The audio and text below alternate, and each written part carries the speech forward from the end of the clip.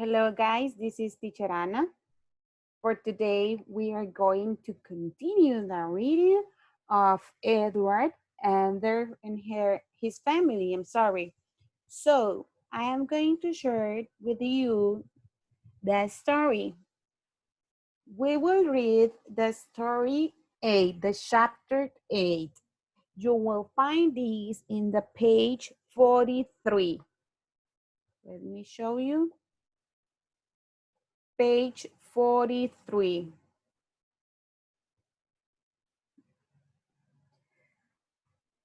As the pilgrims sailed out into the middle of the ocean, Edward realized that this voyage will be more difficult than he had thought. What kind of hardship will Edward and the pilgrims face as they sail? Will God bring them safely across the sea? So, we're going to start the reading. You can follow me with the reading. Yes? I will start. Can you see me? Yes? Okay, I will start. Edward watched the passenger crowding the deck of the Mayflower. Besides the people he knew from Leyden, there were also many strangers. Who are they, father? He asked as he watched them mill about. They are the adventurers from London and the southeast England, answered father. They are going to the New World in hopes of finding a better life. Why are we going? Piped up Charity. We hope to find a better life too, answered father. Most of all, we want to be free to worship God as we please. Edward looked at the strangers around him. Their clothing was as shabby as that of the separatists. Yes, they all needed a better life.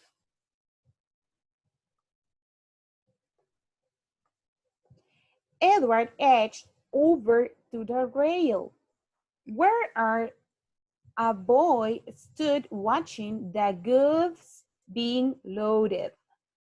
The boy turned and looked at Edward. His eyes twinkled with mischief. Edward grinned at him, and the boy grinned back. Did you see? There is the boy and Edward. Big ship, said Edward. It's 180 tons. Has to be big to carry 102 passengers and a crew. Edward stored the numbers in his memory. He would use them later to impress the Brewster's boy. What's your name? He asked. John Billington, replied the boy. Edward forgot to tell the boy his name. He was watching the trunks, crates, and bundles being hoisted. Into the ship, barrels of salted pork and beef, containers filled with hardtack, dried peas, and beans. At last, the ship was ready to sail. Edward felt proud to be sailing on the Mayflower. He could hardly wait to get out into the open sea. Nearly everyone stayed on deck as long as England could be seen. As it faded from view, They made their way below. Edward wanted to stay longer to breathe the crisp sea air, but father ordered him into the hold. Edward divided his time between the boys his own age and listening to the conversation of the grown-ups. It's already the 6th of September. Mr. Brewster said when the sea became rough, we can expect storm at this time of the year and winter weather when we get there, added William Bradford. Edward's stomach felt strange. The waves were already making him seasick. Suddenly, he felt sicker. Oh my goodness, look to Edward, than he ever had in his life. He ran to the bucket in the corner where he lost his dinner. Other people had become seasick too and were vomiting. The smell made Edward feel worse. Ugh. He lay down on the bunk assigned to his family. Did you see? Edward is resting because he felt sick. I wish I were back in Leyden, he said to his mother, who was trying to comfort him. I thought sailing to the New World would be fun. Oh, I am going to... He could say no more as he ran to the bucket again. This is a bucket. Did you see? This is a bucket. And what happened? Vomiting. Okay. Edward readily recovered from his first bout of seasickness. He was able to eat again, but he soon grew tired of the boiled beans, the peas, the salt pork, and the hardtack. They lined up to receive for their meals. In mid-ocean, the travelers met fierce storms. Heavy waves battered the Mayflower. Early one morning, Edward woke up with a start. Icy water trickled down on him. He jumped up and called his mother. I know, she said sadly. I too am wet. What is wet? What is wet? I have water here, wet. Father says the heavy waves have opened up cracks in the deck. That is why the waves are getting through. She sighed. Our home in Leyden was small, but at least it was dried. Edward shivered. There was no place here to go to get dry. He wished himself back in Leyden too. Even the ribbon factory was better than this. John Billington came up to him. I am getting tired of this dark place, he said. Why don't we sneak up on deck and watch the big waves? Edward's heart began to pound. What would father say if he did such a thing? When Edward hesitated, John said, I saw John Holland go up the ladder.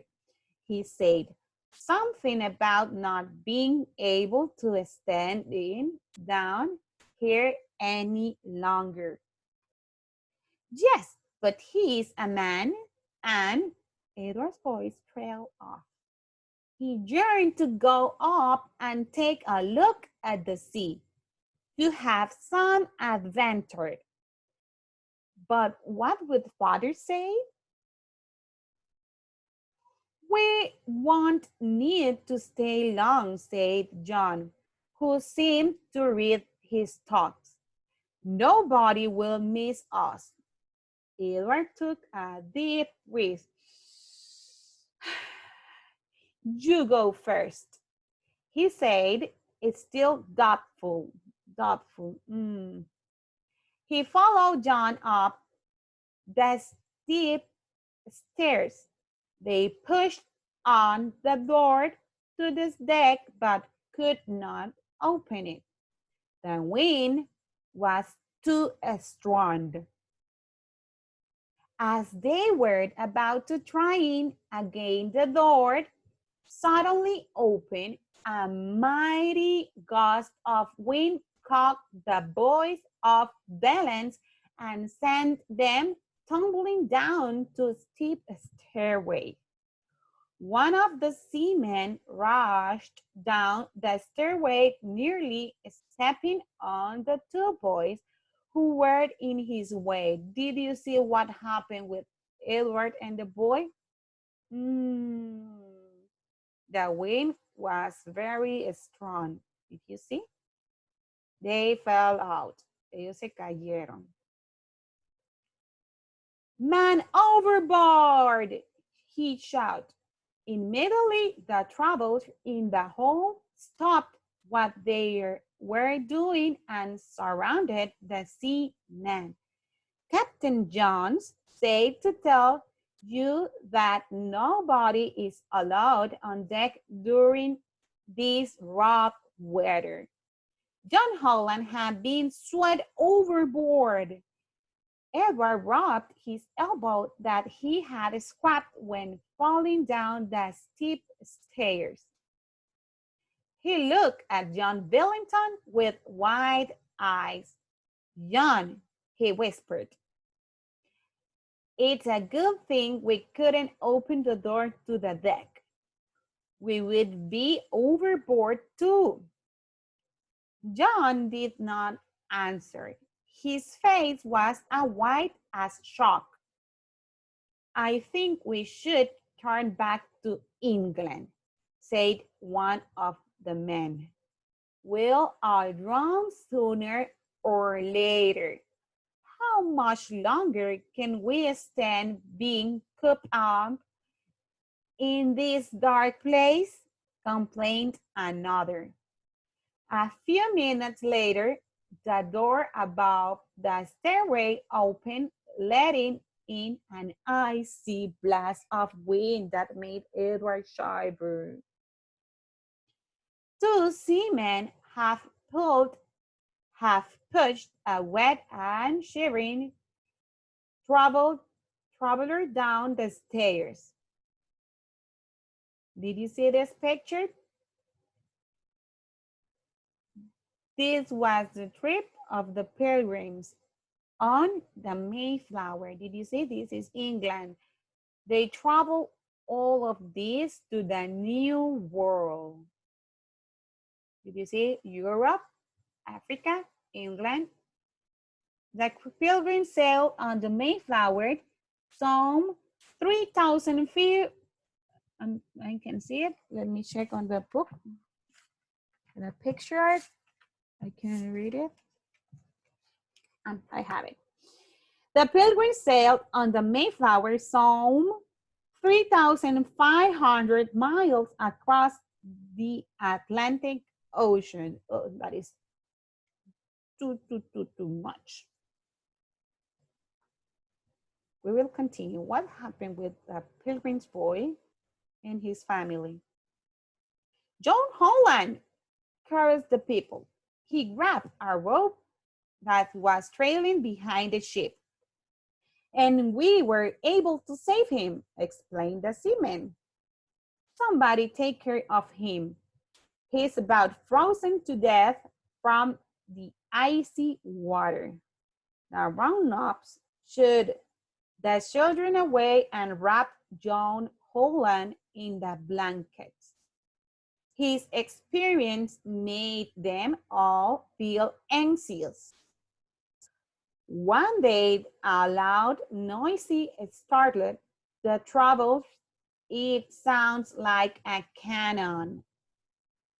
Somebody is shooting at us, shouted one of the men. The ship is breaking apart, cried another. I vote we turn back to England. It may be too late, said another grimly. The people milled about, murmuring afraid.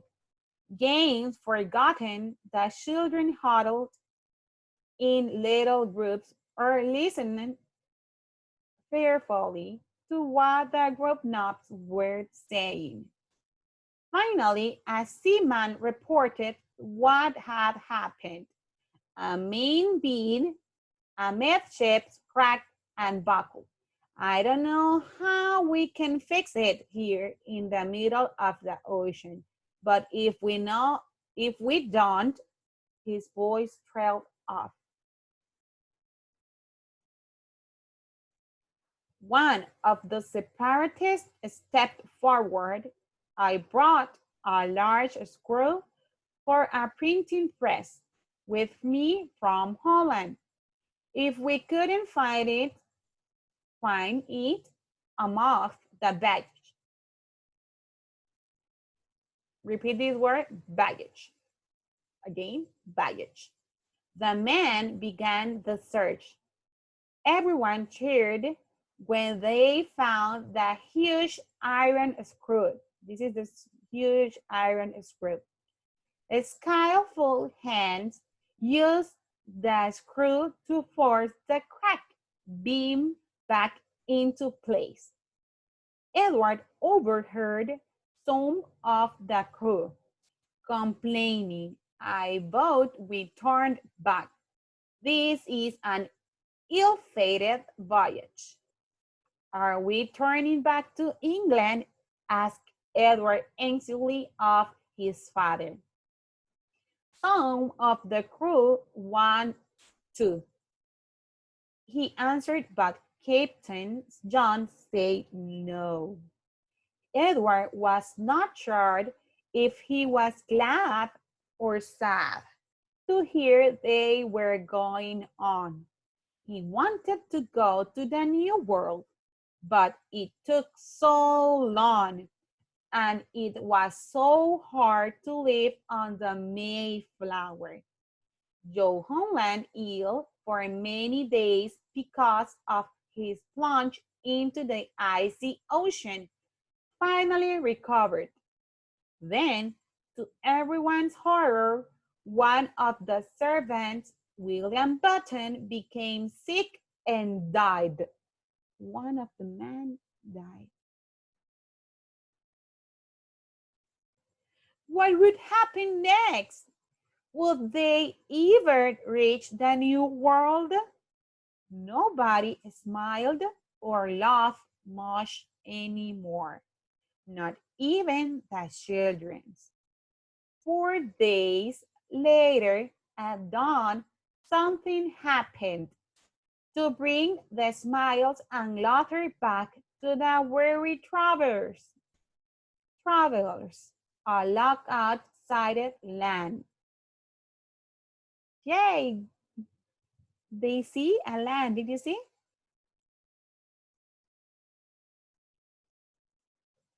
So we finished with this chapter. I am going to ask some questions. Wait a second. I am going to ask some questions. What is the name of the ship that Edward traveled? The name of the ship? Mayflower. Very good. What made Edward so sick? Go back to that picture.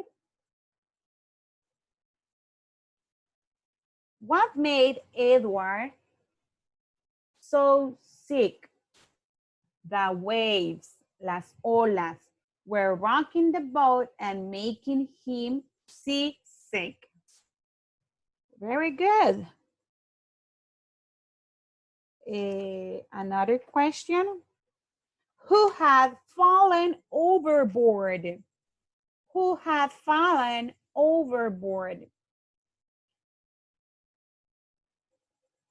Who was the person to fallen overboard? The name of the person? John Holland. Very good. And what is the name of the captain? Did you remember the name of the captain? Yes or no? Captain Johns. Very good. Another question.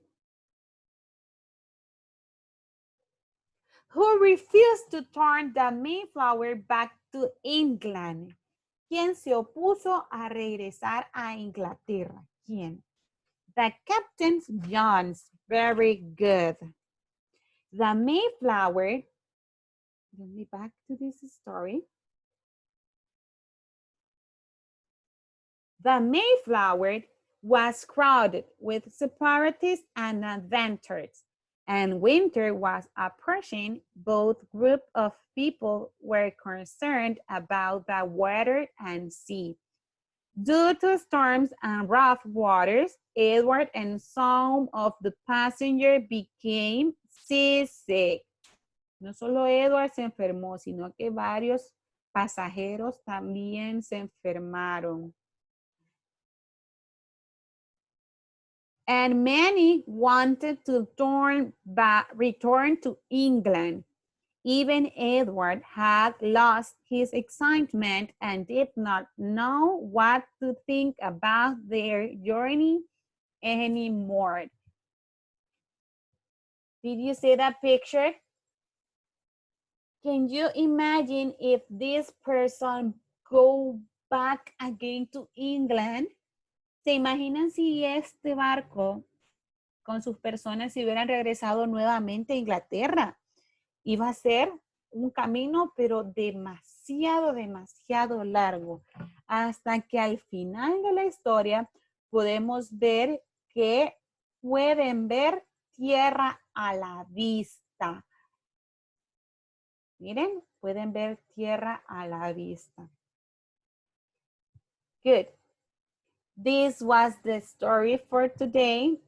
Please go to the platform. I am going to put some exercise in the platform. Yes, go to the platform and do the exercise that I put it there. Thank you. I see you in the class of Zoom. Goodbye.